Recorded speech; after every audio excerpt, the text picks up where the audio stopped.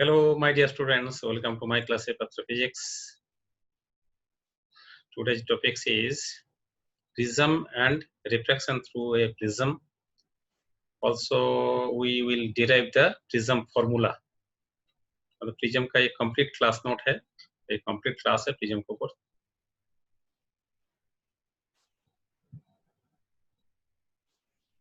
Now, what is prism? A prism is a wedge-shaped portion of a transparent refracting medium bounded by two plane surfaces inclined to each other at a certain angle. मतलब कोई भी transparent medium अगर दो inclined plane surface से bounded है, that part is known as a prism. तो prism related कुछ terms है, हम लोग पहले अब देख लेते हैं, जिसमें दो जो रिफ्लेक्टिंग सरफेस की बात कर रहे थे, जैसे in this figure diagram ACFD, this is one reflecting surface, and ABED, it is another reflecting surface. These two are reflecting surface, and दोनों का बीच में angle A, that is known as the prism angle. And prism angle कोई prism का उसका identification mark है, identification बोला जाता है. जैसे कोई लेंस के लिए उसका जो फोकल लेंथ होता है, दैट इज द कोई उसका आइडेंटिटी होता है. सिमिलर प्रिज्म के लिए उसका प्रिज्म एंगल एक आइडेंटिटी है उसका. और ऊपर में जो हम लोग AD देख रहा हूँ, it is known as the edge बोलते हैं हम लोग इसको. और जब हम लोग ड्रॉ करते हैं, रे डायग्राम ड्रॉ करते हैं, तो हम लोग टोटल प्रिज्म को ड्रॉ नहीं करते हैं, हम लोग उसका क्रॉस सेक्शन लेते हैं, that is the principal cross section of the prism. Two plane faces ABDED and ACFD inclined to each other are called reflecting faces of the prism. ये दोनों है जो बात कर रहा हूँ, जैसे ACFD और ABED, these two are reflecting surfaces और reflecting face बोला जाता है इसको. The line AD joining which the two reflecting face meet at a called is the reflecting edge of the prism. ये जो AD दो edge है, इसको बोलते हैं reflecting edge. And third phase जैसे BCFE, ये जो सरफेस देख रहा है नीचे जो सरफेस, इसको हम लोग बेस ऑफ द प्रिज्म बोलते हैं. अगर प्लेन सरफेस है तो कोई prism opposite to the reflecting edge is called the base of the prism. The angle A included between the two reflecting face is called prism angle. पहले बताएं, prism के लिए प्रिज्म एंगल बहुत ही important term है, क्योंकि एक prism का identification ही उसका प्रिज्म एंगल से किया जाता है. Any section of the prism cut by a plane perpendicular to the reflecting edge is called principal section of the prism. मतलब हम लोग जो ड्रॉ करते हैं प्रिंसिपल सेक्शन लेते हैं, जैसे ABC, इसको हम ड्रॉ करते हैं, it is perpendicular to the edge of the prism, और तो हम इसको बोलते हैं principal section of the prism. Reflection through a prism, deviation produced by a prism. अभी हम लोग का एक रे डायग्राम ड्रॉ करेंगे, एक पाथ ड्रॉ करेंगे. When light passes through the prism, उसका पाथ कैसा होगा. A ray of light suffers two reflections on passing through a prism and hence deviates through a certain angle from its original path. इसमें दो बार reflection होता है. जैसे यहाँ पर हम प्रिज्म कंसीडर कर रहा हूँ, जिसका प्रिज्म एंगल का वैल्यू है, and we are drawing here ABC, that is the principal section of the prism. उसमें AB it is one reflecting face and AC another reflecting face, दोनों के बीच में angle, that is the prism angle. इसमें KL it is the incident ray, and at the ON1 it is the normal drawn at the point of incidence. Point of incidence is the L. So this I1 it is known as the angle of incidence. Angle between the normal drawn at point of incidence and the incident ray, दोनों के बीच में angle होता है I1. And we consider here mu is greater than the 1, that means surrounding the air, and mu is the reflective index of the lens prism materials. तो prism material का reflective index हम लोग ज्यादा ले रहा हूँ, जैसे ग्लास प्रिज्म लेटेस्ट सपोज, तो उसका म्यू का वैल्यू 1 से ज्यादा है. दैट मींस हियर KL जो incident light when transmit through this और reflect through this face AB, तो वो रेयर टू डेंसर मीडियम में जा रहा है. तो naturally rare to denser medium में light bends toward the normal. इसमें जो R1 that is the angle of reflection that is less than the I1. And after that it passes from L point to M point, and at this point it is again reflected through the surface AC, and here light ray, that is LM ray that passes from the denser to rarer medium. So in this case, R2 is the angle of incidence and ON2 is the normal drawn at point of incidence. Point of incidence का नाम है AM and AMN that is the emergent ray बोलते हैं, निकल के जा रहा है. और LM जो है इसको बोलते हैं refracted ray.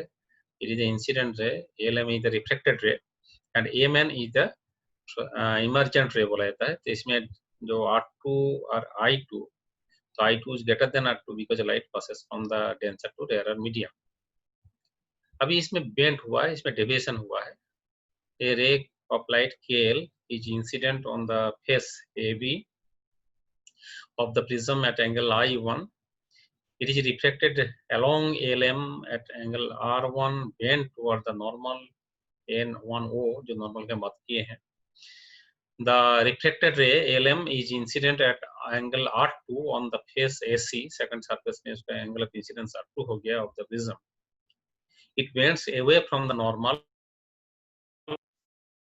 दूर जा रहा है, क्यों हम पहले बात कर चुके हैं. Light passes from denser to rarer medium, तो bent away from this. तो इसमें जो है in passing through the prism, ray KL suffers two reflections and turned through the angle QPN, that is the delta, which is the angle of deviations. मतलब अगर prism नहीं होता है तो उसका लाइट का पाथ था KLPQ if there is no prism here, but when it passes through the prism, final path is the AM into AMN. It is the final path. तो ये जो फाइनल डायरेक्शन और इनिशियल डायरेक्शन दोनों के बीच में angle होता है, इसको बोलते हैं एंगल ऑफ डेविएशन. तो total angle of deviation, final angle of deviation is the delta. तो हम लोग इसमें इंटरेस्टेड है, हम लोग यहाँ पर स्टडी करेंगे डेल्टा का वैल्यू किस किस चीज को डिपेंडेंट है और कैसे वेरिएशंस होता है. जो डेविएशंस की बात कर रहा हूँ, तो what is the deviations here? Final deviation is the delta, that is the angle between the incident ray and the angle between the incident ray and the emergent रे. जो फाइनल पाथ है, initial path है, दोनों के बीच में angle, हम उसको delta बता रहा हूँ. तो हम लोग को यहाँ पर भी एक बार डेविएशन हुआ है. फर्स्ट जहाँ रिफ्लेक्शन हुआ, डेविएशन हुआ है, क्योंकि ये टोटल इज I1, यहाँ से जो vertical this angle is I1 angle, तो उसमें यहाँ पे एक डेविएशन हुआ है. फिर यहाँ पर भी सेकंड सर्कस में भी दोबारा डेविएशन हुआ है. हम लोग थोड़ा देख लेते हैं, बाद में देखेंगे थोड़ा सा. At the face AB the angle of incidence is I1 and the angle of reflection is R1. So the deviation at the surface is delta 1 is the I1 minus R1. ये डेविएशन हुआ है. Second surface में भी deviation. At the second face AC the angle of incidence is R2 and the angle of reflection is I2. So the deviation at the surface is delta 2 is equal to I2 minus R2. That is a clockwise deviation इसमें भी हुआ है. तो इसमें दो बार deviation हुआ, दोनों clockwise हुआ है. हम थोड़ा सा इसको एक बार समझ ले. जैसे सपोज इसमें जो है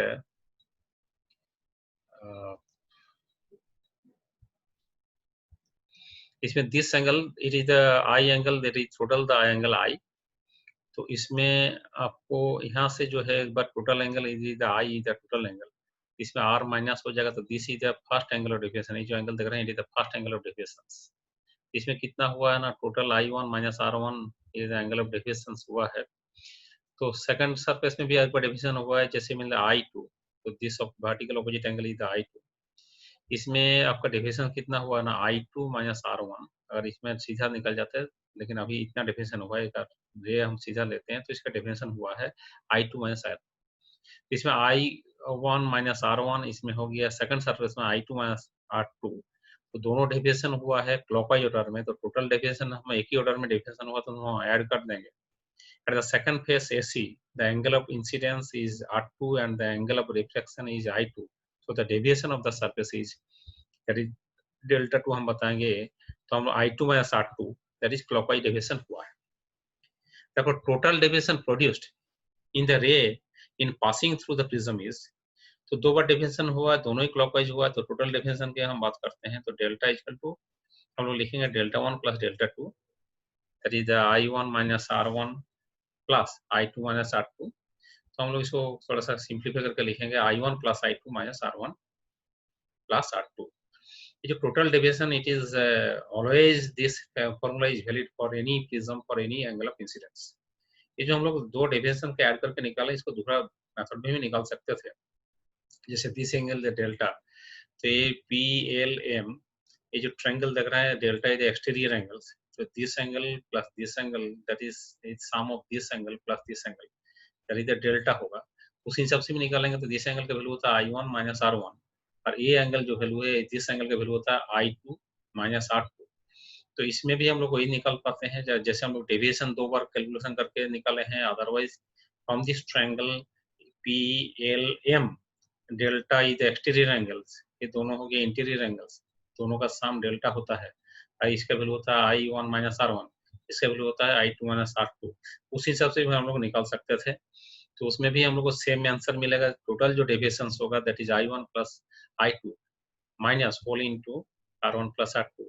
इसमें देखिए the sum of the angles of a triangle ALM is 180 degree. इसमें RX हम लोग निकालेंगे, तो R1 plus R2 that is always A होता है। कैसे ALM एक ट्रायंगल देखा जाए, ALM एक ट्रायंगल हम लोग देख रहा हूँ, इसमें हम देख रहा हूँ जो एंगल A ओके प्लस इसमें जो हम लोग लिखेंगे दिस वन, ये जो है this it is 90 minus R1 and it is this angle 90 minus R2। क्यों ना, it is perpendicular, total angle 90, तो इसमें ALM जो ट्रायंगल देख रहा हूँ दिस एंगल का वैल्यू कितना होगा दैट इज 90 माइनस R2 होगा और दिस एंगल का वैल्यू कितना होगा 90 minus R1। 90 minus R1 plus 90 minus R2 plus A that is equal to 180 degree. From that we can calculate A plus 90 minus R1 plus 90 minus R2 is the 180 degree. So 90 90 180 cancel हो गया, तो A minus R1 minus R2 is the 0. Therefore A is the R1 plus R2. मतलब total जो angle prism angle होता है R1 plus R2 and it is also always true for any angle of incidence for any conditions.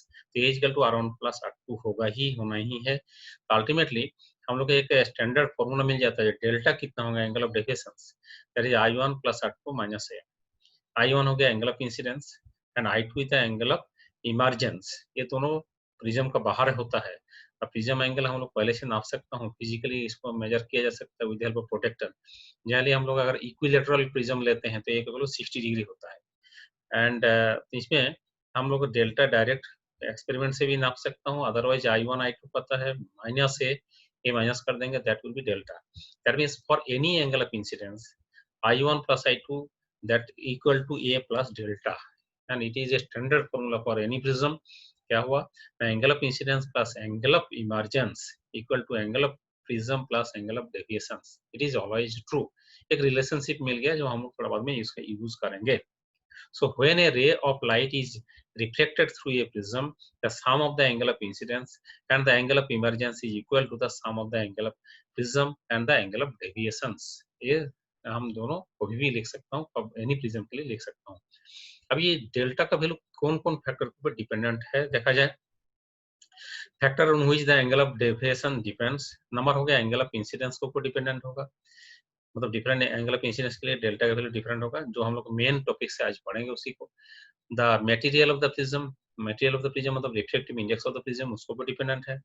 Wavelength of the light used, क्यों ना wavelength के ऊपर depend करता है मटेरियल का रिफ्लेक्टिव इंडेक्स। तो डिफरेंट कलर के लिए इसमें डेविएशन डिफरेंट हो जाएगा, क्योंकि रिफ्लेक्टिव इंडेक्स डिफरेंट होगा तो डेविएशन भी डिफरेंट होगा। और एंगल ऑफ द प्रिज्म मतलब कौन प्रिज्म जो है उसका ए का वैल्यू कितना है, मतलब डिफरेंट प्रिज्म में ही बाकी सारी चीज सेम होने के बाद भी फॉर द डिफरेंट प्रिज्म मतलब डिफरेंट एंगल ऑफ प्रिज्म के लिए डेल्टा का वैल्यू डिफरेंट होगा। अभी हम लोग के जो डेविएशन का जो वेरिएशंस कैसा होता है विद एंगल ऑफ इंसिडेंस हम लोग स्टडी करेंगे। तो हम लोग इसमें एक्सपेरिमेंटल स्टडी कर सकता हूँ, चाहे वहाँ पर डिफरेंट वैल्यू ऑफ आई हम वैल्यू पुट करके I1 I2 को हम लोग निकाल सकता हूँ। तो इसमें एक वेरिएशंस हम लोग ऑब्जर्व किए हैं for a prism, given prism and for a given colour of light, मतलब प्रिज्म वही है, कलर ऑफ लाइट सेम है, मतलब रिफ्लेक्टिव इंडेक्स सेम है, उसका एंगल ऑफ प्रिज्म भी सेम है। तो उसमें ओनली अगर मान लीजिए एंगल ऑफ इंसिडेंस वेरी करने लगता है, एंगल ऑफ इंसिडेंस पहले कम था, धीरे धीरे हम एंगल ऑफ इंसिडेंस से बढ़ाते रहते हैं। तो साथ साथ हम देखेंगे डेविएशन, एंगल ऑफ डेविएशन जो है वो धीरे धीरे चेंज होते रहता है। पहले मान लीजिए यहाँ पर जो है एंगल ऑफ इंसिडेंस कम था तो डेविएशन उसमें ज्यादा होगा, यहाँ पर एंगल ऑफ इंसिडेंस कम है तो डेविएशन ज्यादा होगा। फिर धीरे धीरे एंगल ऑफ इंसिडेंस बढ़ाते जा रहा है, डेविएशन घटते घटते एक टाइम क्या हो जाएगा for a particular angle of incidence deviation सबसे कम होगा। उसके बाद भी हम लोग आई को बढ़ाते जाएंगे, I1 को बढ़ाते जाएंगे, तो डेविएशन फिर बढ़ते बढ़ते फिर बढ़ते इंक्रीज होते जाएगा। तो इसका जो वेरिएशंस हम लोग यहाँ ग्राफिकली इसे ड्रॉ कर सकता हूँ कैसे variations. This graph is very important, it is very important fact related to any prism. क्या होगा ना, जब एंगल ऑफ इंसिडेंस इंक्रीज होते जा रहा है तो एंगल ऑफ डेविएशन धीरे धीरे घटते घटते घटते घटते पर्टिकुलर एंगल ऑफ इंसिडेंस के लिए उसमें डेल्टा का जो वैल्यू होता है सबसे कम होता है, उसको हम लोग बोलते हैं minimum deviation, and that setting को बोलते हैं minimum deviation position of the prism. तो उस टाइम डेविएशन मिनिमम होगा, उसके बाद भी एंगल ऑफ इंसिडेंस हम इंक्रीज करते जाए, आई पे बढ़ते जाए, तो एंगल ऑफ डेविएशन धीरे धीरे बढ़ते जाएगा। For a given prism and for a given color of light, the angle of deviations delta depends upon I only. As I increases, the angle of angle delta, that is deviations, first decreases and reaches a minimum value delta m, and then increases. Any given value of delta corresponding to two angles of incidence I1 and I2. That means a delta minimum position छोड़ करके आपका यहाँ पर भी एक lower value, मतलब angle of incidence का एक लोअर वैल्यू में जो आपका डेविएशन मिलेगा, उसमें ज्यादा हायर वैल्यू में भी again you will get the same deviation, मतलब सेम डेविएशन फिर रिपीट होता है। तो उसमें डिफरेंट I1 आई का धीरे धीरे नीचे एक सेम, मतलब सेम डेविएशन के लिए दो दो एंगल ऑफ इंसिडेंस मिलता है यहाँ पर। तो we observe that the graph is not symmetric. इसमें और एक बात होता है, जो ऐसा नहीं है जो जिस रेट में डिक्रीज होते गया है और उसी रेट में इंक्रीज फिर होते गया, ऐसा नहीं है। दैट मीन्स ये जो डेविएशन के टाइम, मिनिमम डेविएशन टाइम जो एंगल ऑफ इंसिडेंस और इसमें जो I1, ये दोनों का जो डिफरेंस है, और इसमें I2 में सेम डिफरेंस मिलेगा, इसमें ये दोनों का जो डिफरेंस दोनों सेम नहीं होता है, मतलब सिमेट्रिक नहीं है। Minimum value of the angle of deviation suffered by a ray on passing through a prism is called the angle of minimum deviation, and it is denoted by delta m, चाहे delta mean में लिखा जाता है। तो ऊपर में जो बात हो रहा था, जो given value of delta corresponding to two angle of incidence I1 and I2, we observe that the graph is not symmetric about the minimum, मतलब मिनिमम जो है ना इसके अबाउट सिमेट्रिक नहीं है, इसमें एक्जैक्टली इक्वल वैल्यू इधर चाहे इक्वल वैल्यू इधर होगा तो सेम डेविएशन मिलेगा, ऐसा नहीं है, सिमेट्रिकल ग्राफ नहीं है। Relation between the refractive index and angle of minimum deviations, इसी को जो रिलेशनशिप को हम बोलते हैं प्रिज्म फॉर्मूला, जो मैथमेटिकली बहुत ही ज्यादा इंपॉर्टेंट है हम लोग के लिए। तो यहाँ पर देखिए relation between refractive index and angle of minimum deviation कैसे निकाला जाता है। फिर हम लोग इसको रिट्रेस कर रहा हूँ रे डायग्राम को। हम लोग जो यहाँ ड्रॉ किए हैं eight the minimum angle of deviation position के लिए ओनली ड्रॉ किए हैं। KL it is the incident rate, and I1 it is the angle of incidence at this condition when the deviation is the minimum, and I2 is the angle of emergence, R1 R2 respectively, these two angles। यहाँ पर first surface के लिए it is the angle of reflection, second surface के लिए it is the angle of incidence, और delta m is the angle of minimum deviation। तो मतलब यहाँ पर ये जो है सारा चीज, we find that the minimum deviation there is only one angle of incidence, मतलब मिनिमम डेविएशन के लिए एक ही एंगल मिलेगा, बाकी सब डेविएशन के लिए दो दो एंगल ऑफ इंसिडेंस मिलता है। और उस टाइम जो एंगल ऑफ इंसिडेंस होता है और एंगल ऑफ इमरजेंस दोनों बराबर होता है, इक्वल होता है, मतलब I at that time I1 equal to I2 हो जाएगा। At the minimum deviation position में I1 इक्वल टू I2 होगा, और एक ही सिंगल एंगल मिलेगा एक मिनिमम डेविएशन के लिए, दूसरा कोई एंगल के लिए वो मिनिमम डेविएशन नहीं मिलेगा, एक ही एंगल के लिए बार बार मिलेगा। और इसमें R1 R2 भी इक्वल होगा, मतलब I1 I2 इक्वल होता है, R1 R2 इक्वल होता है। और भी हम लोग देखेंगे अगर ये LAM पैरेलल टू BC होता है, इतना सारा फैक्ट होता है मिनिमम डेविएशन में। तो ये जो मिनिमम डेविएशन है I equal to I1 equal to I2 and R1 equal to R2, तो हम इसको थोड़ा सा प्रूव कर सकता हूँ। हम लोग को मिला है कोई भी कंडीशन के लिए, कोई भी एंगल ऑफ इंसिडेंस के लिए delta equal to I1 plus I2 minus है। तो इसको हम थोड़ा रिलेट करते हैं, तो इसका वैल्यू हो जाएगा I1 मतलब root over I1 whole square plus root over I2 whole square minus है। इसमें हम लोग फिर माइनस इसके साथ -2 root over I1 I2 plus 2 root over I1 I2, हम लोग इसमें जितना माइनस इतना प्लस कर दिए। तो ये जो टर्म हो गया, this term is now root over I1 minus root over I2 उसका होल स्क्वायर हो गया है, plus 2 into root over I1 into I2 minus है। तो डेल्टा कितना हो गया, इतना हो गया है। दिस हम लोग रिलेट कर लिया, मतलब इसी को हम रिलेट करके रखें। अभी देखो कोई एक पर्टिकुलर प्रिज्म के लिए ये तो कांस्टेंट है, डेल्टा का वैल्यू सबसे कम होगा, it is also positive term, तो सबसे कम होगा जब इस टर्म का वैल्यू सबसे कम होगा। मतलब अगर कहीं वेरिएशंस की बात है तो इसमें हो सकता है। कोई होल स्क्वायर का टर्म का सबसे मिनिमम वैल्यू होता है 0।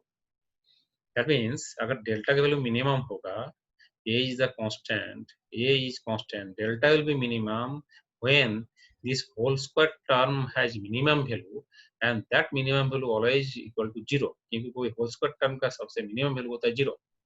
तो उससे हम लोग कंडीशन निकल के आ जाता है, दिस इक्वल टू 0 हुआ है, root over I1 minus root over I2 whole square equal to 0 हुआ है, तो इसमें इक्वल टू हम लोग लिखेंगे root over I1 minus root over I2 is 0, तो I root over I1 equal to root over I2, तो वहां से I1 equal to I2 proof हो गया। तो हम लोग यहाँ पर कंडीशन जो हम बोले थे, at the minimum deviation positions angle of incidence and angle of emergence these two are equal, तो हम लोग यहाँ पर इक्वल यहाँ पर मैथमेटिकली प्रूव भी कर दिए। हाँ, इक्वल होने का कंडीशन कैसे इक्वल हो रहा है मिनिमम डेविएशन में।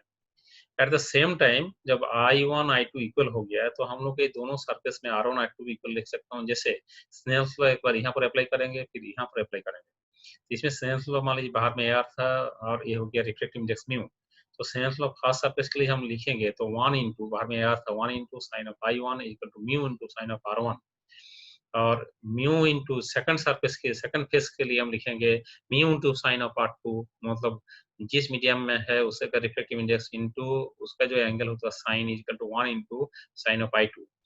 तो इसमें हम लोग क्या लिखेंगे ना 1 into sine of I2 equal to mu into sine of R2। हम लोग जानते हैं I1 I2 अभी प्रूव कर चुके इक्वल, तो ये दोनों इक्वल होगा तो हम लोग sine of mu sine of R1 equal to mu sine of R2, that means sine of R1 equal to sine of R2, that means R1 equal to R2, that is R। मतलब at the minimum deviation positions में हम लोग क्या मिल रहा है I1 equal to I2, फिर हम बता रहा हूँ रिपीट कर रहा हूँ R1 इक्वल टू R2 मिल रहा है। तो इसमें फिर हम लोग जो ऊपर में जो फॉर्मूला मिला था जैसे ए के बदले eight the minimum deviation position में जो एंगल ऑफ मान लीजिए रिफ्लेक्शन होता है R होता है, तो ए का बदला R1 plus R2 that means 2R लिख सकता हूँ। देखो R is equal to A by 2 लिख सकता हूँ। एक कब होगा at the minimum deviation position, A is constant but R at the minimum deviation positions of the prism R is at that time जो R मिलेगा दैट इज A बाई 2 मिलेगा, और उसमें ये जो I भी मिलेगा जो है ना, जैसे delta equal to I1 plus I2 minus A, और इसमें हम लोग दोनों को at that time I1 equal to latest सब इधर इधर I मिलेगा, तो 2I माइनस A इधर डेल्टा M, therefore I equal to A plus delta M इधर ले जाओ डिवाइड बाय 2। तो at the minimum deviation position R equal to A by 2 हो गया, I equal to A plus delta M by 2। तो उस टाइम अगर हम लोग स्नेल्स लॉ अप्लाई करते हैं mu equal to sine I by sine R हम लोग यूज करते हैं, तो mu equal to sine of A plus delta minimum by 2 divided by sin of A by 2, and this formula is known as the Prism formula।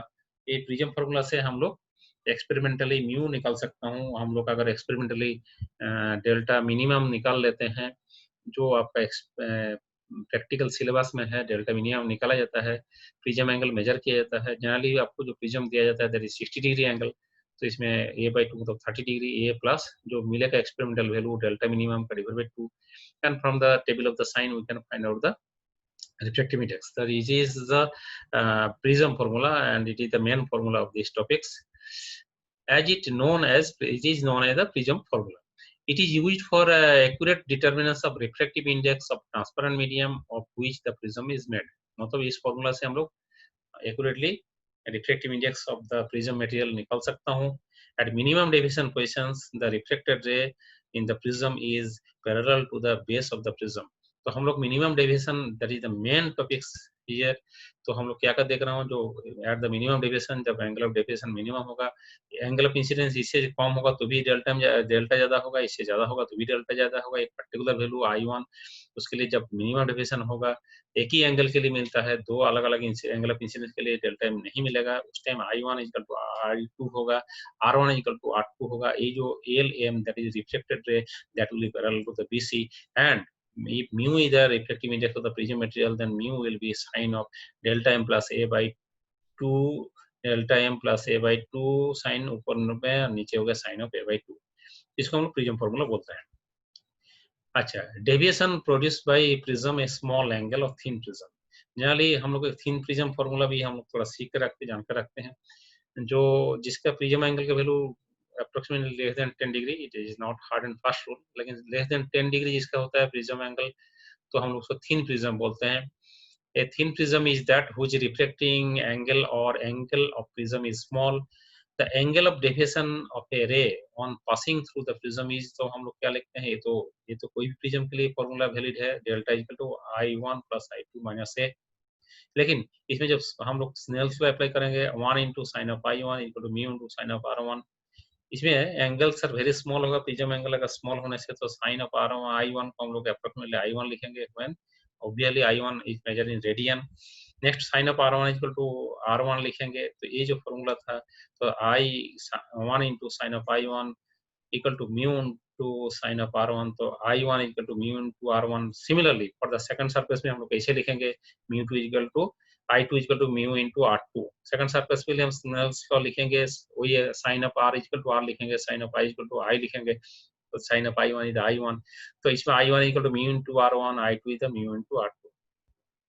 इसमें तो हम लोग का जो फॉर्मूला था ए equal to R1 plus R2, इसमें delta जो था I1 प्लस I2 माइनस है, तो इसमें I1 का value mu into R1 plus mu into R2 minus है, तो म्यू कॉमन ले लीजिए, तो R1 प्लस R2 माइनस है, तो इसमें डेल्टा कितना हो गया, तो इसमें ए भी ए हो गया, इट इज ऑल्सो ए, तो डेल्टा इधर ए कॉमन ले लीजिए, म्यू माइनस 1 इंटू ए, और डेल्टा इधर म्यू माइनस 1 इंटू ए, ये हो गया आपका थिन प्रिज्म के लिए डेविएशन का फॉर्मूला है। इसमें एक इंटरेस्टिंग बात आ गया है, थिन प्रिज्म में जो आपका आई का डिफरेंट वैल्यू के लिए भी हमको डेविएशन सेम मिलता है, वो होता है म्यू माइनस 1 इंटू ए होता है।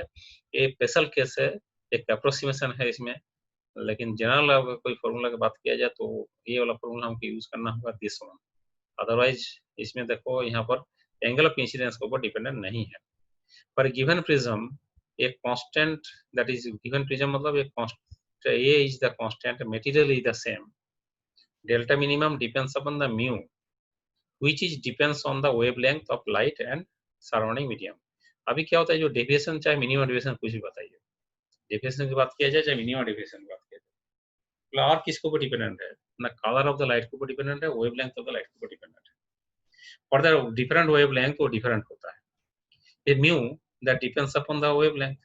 तो म्यू जैसे रेड के लिए कम होता है, वायलेट के लिए, विजिबल लाइट के लिए बात कर रहा हूँ, तो वायलेट के लिए ज्यादा होता है म्यू। तो म्यू अगर रेड के लिए कम होगा तो उसका डेविएशन भी उसका कम होगा, इसका म्यू कम होता है, उसका मिनिमम डेविएशन का वैल्यू भी कम होता है। तो अगर कोई क्वेश्चन पूछा जाए तो रेड लाइट के लिए मिनिमम डेविएशन जो है और वायलेट लाइट के लिए जो मिनिमम डेविएशन है, दोनों एंगल क्या सेम होगा? दोनों सेम नहीं होता है। वायलेट कलर के लिए मिनिमम डेविएशन आपको ज्यादा मिलेगा, रेड कलर के लिए कम मिलेगा, क्योंकि म्यू इसमें फैक्टर एक है जो डेविएशन के ऊपर इफेक्ट डालते हैं। इसमें और एक बात थोड़ा सा जरूरत पड़ेगा कभी कभार, जो कोचीज फॉर्मूला बोलते हैं, जो रिफ्लेक्टिव इंडेक्स की बात हम करते हैं, that depends upon the wavelength of the light. Reflective index any optical medium की बात कर रहा हूँ, और उसमें A plus B by lambda square plus C by lambda to the power 4 where A B C are the constant. तो इसमें एक फॉर्मूला है, दैट मींस इसमें हम लोग क्लियरली देख रहा हूँ, जितना लेमडा ज्यादा होगा म्यू उसका कम होगा। तो इसके ऊपर भी कॉन्सेप्चुअल क्वेश्चन सबको पूछा जा सकता है, जो डिफरेंट कलर ऑफ लाइट है सबके लिए मिनिमम डेविएशन सेम होगा नहीं होगा। वायलेट और रेड की एग्जांपल दिया जाए तो वायलेट के लिए मिनिमम डेविएशन भी ज्यादा होगा, मतलब डेविएशन ज्यादा होगा, रेड के लिए कम डेविएशन होगा, ठीक है। तो ये अब जब हम डिस्पर्सन ऑफ लाइट पढ़ते हैं, तो it is the main cause of the dispersion of light when passing through the prism, क्योंकि डिफरेंट कलर के लिए हम देख रहे हो डेविएशन डिफरेंट हो रहा है। तो जब लेंस प्रिज्म थ्रू जो पास होता है, eight that time different colour different angle में बेंड होता है, तो स्प्लिट हो जाता है, तो इसको हम लोग बोलते हैं डिस्पर्सन ऑफ लाइट। जो हम लोग को कोई white light when passes through the prism, हम लोग देखते हैं कलर स्पेक्ट्रम मिलता है, मतलब जो स्प्लिट हो जाता है, कैसे स्प्लिट होता है ना, it is the causes behind it. हर एक चीज ख्याल रखिएगा, कभी भी हम लोग एक्सपेरिमेंट करते हैं, जैसे डिस्पर्सन लाइट ऑब्जर्व करते हैं, कोई एक्सपेरिमेंट हम लोग करते हैं प्रिज्म लेकर के, मतलब स्पेक्ट्रोमीटर में, उसमें ऑलवेज सबसे पहले प्रिज्म को हम लोग सेट करते हैं मिनिमम डेविएशन क्वेश्चन। लेकिन बात एराइज होता है, जो सर मिनिमम डेविएशन हम कौन कलर के लिए लेंगे, डिफरेंट कलर के लिए डिफरेंट होता है, तो हम लोग जनरली यूज करते हैं येलो कलर, उसको हम लोग मीन कलर मानते हैं। तो पहले हम लोग सोडियम पेपर लैंप से उसको पहले शेड कर लेते हैं, उसके बाद डिफरेंट कलर लेकर हम लोग बात करते हैं। मतलब जो एक्सपेरिमेंट किया जाता है, जो स्पेक्ट्रोमीटर में ऑप्टिकल इंस्ट्रूमेंट किया जाता है, तो मिनिमम डेविएशन पोजीशन में पहले सेट किया जाता है, और जितना जो डेटा रहता है, वैल्यू रहता है रिफ्लेक्टिव इंडेक्स का with respect to yellow light, तो इतना दिन पढ़ने के बाद हमको समझ में आ रहा है डिफरेंट कलर के लिए डिफरेंट हो रहा है। तो रिफ्लेक्टिव इंडेक्स जो हम लोग को टेबल दिया जाता है कौन कलर के लिए है, एक ही मटेरियल का डिफरेंट कलर के लिए रिफ्लेक्टिव डिफरेंट होगा, तो उसमें हम लोग जो मटेरियल एक कलर यूज करते हैं येलो लाइट, येलो कलर को मीन कलर दिया जाता है और एक्सपेरिमेंटली हम जब करते हैं तो उसमें हम लोग सोडियम वेपर लैंप जो एक येलो लाइट एमिट करते हैं उसको हम लोग यूज करते हैं। तो आज प्रिज्म बारे में इतना ही है, आप लोग को जो इतना जरूरत है इसमें सब कुछ है। आज हम यहाँ पर आज कंप्लीट कर रहा हूँ, जो मॉड्यूल आज कंप्लीट है यहीं पर हो रहा है।